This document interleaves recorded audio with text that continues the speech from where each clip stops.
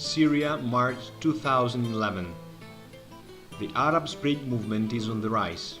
Riots broke out against Assad regime.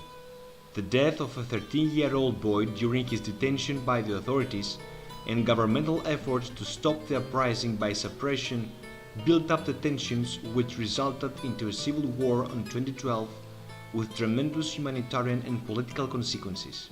The aim of the rebels? To topple Assad's government. Who are the main players in Syria? Many. Assad, Russia and Iran on the one side, and on the other side USA with NATO, Saudi Arabia and Israel. Turkey is on the grey zone for time being. The United States and Europe did not intervene militarily when Assad had been accused of chemical weapons use in 2013. Russia took over the role of monitoring at that time.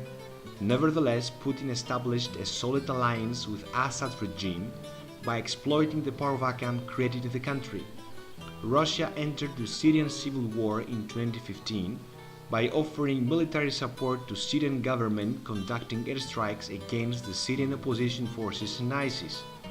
Without Russia's military assistance, Assad would not have prevailed over the rebels so far. Russia aims at maintaining its naval base at Tartus, the only Russian naval base in the Mediterranean, which is currently being expanded in Latakia.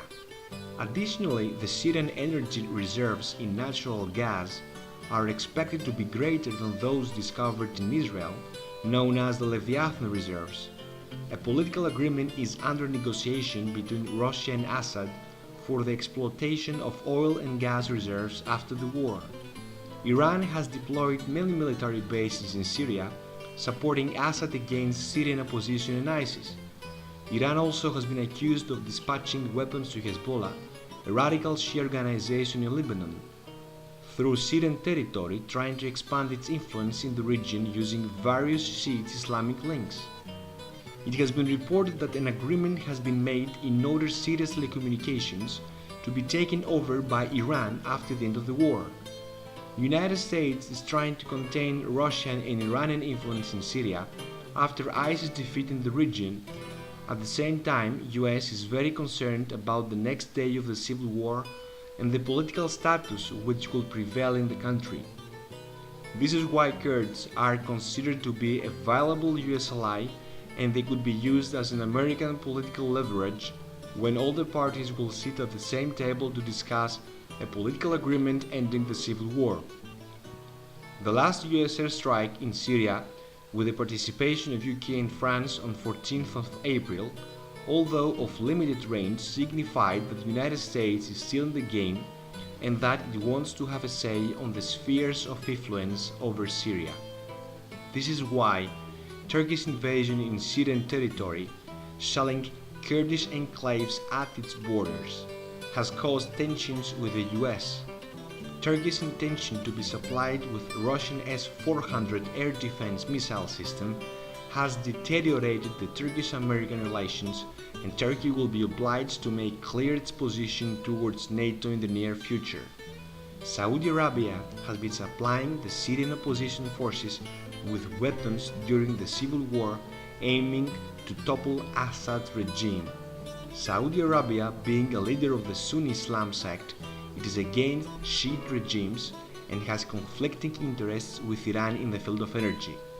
This is why Saudi Arabia has been aligned with the US and Israel in order to contain Assad's regime and Iranian influence in Syria and Yemen.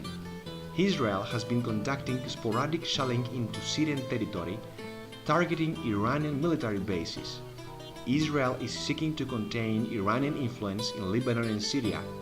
It does not feel safe with so much Iranian military presence at its borders.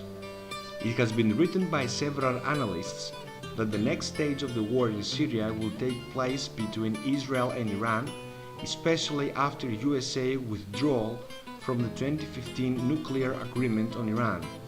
A war between Israel and Iran could cause a rise on oil price and have a great impact on global economy. After 7 years of Syrian civil war, 11 million people have been displaced and more than 350,000 people have lost their lives. Let's hope no more pain will be caused for the Syrian people. For 5 minutes, Thank you.